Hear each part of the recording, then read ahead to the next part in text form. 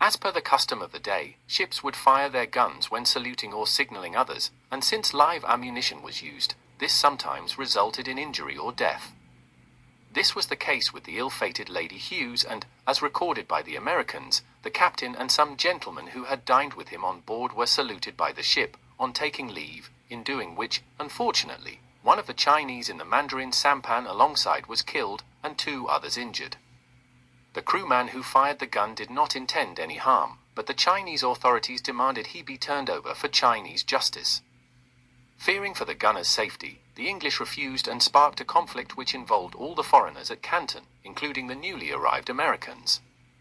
The Chinese authorities were adamant about the Lady Hughes gunner being turned over and ordered the head of the British East India Company in Canton, W.H. Pigu, to do so, or have a substitute stand in his place. Unfortunately, Pigu had no authority over the Lady Hughes as she was considered a country ship, an English ship which operated between countries within Asia, and his authority was limited. After 2 days of negotiations, the Chinese unexpectedly announced the affair finished and there would be no further trouble about it. Taken by surprise by what happened next, Sam Shaw inscribed in his journal, "Everyone thought the matter finished, till experience once more convinced them that there is no trusting the Chinese." Pankakoa, the head of the Kohong, sent for Mr. George Smith, supercargo of the Lady Hughes, as if it were on business, to come to his house, where he was immediately seized by a guard and conveyed into the city.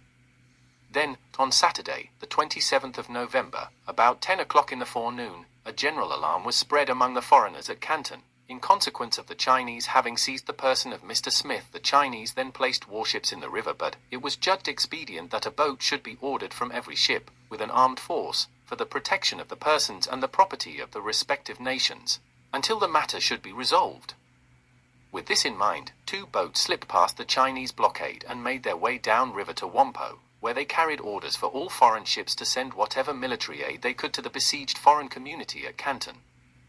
On the evening of November 27th, the first shots were fired as reinforcements broke through the Chinese blockade and landed men and weapons at the foreign sector of Canton. In their zeal, all the foreigners, including the Americans, then unanimously decided to make this struggle a common cause, and as such to support it.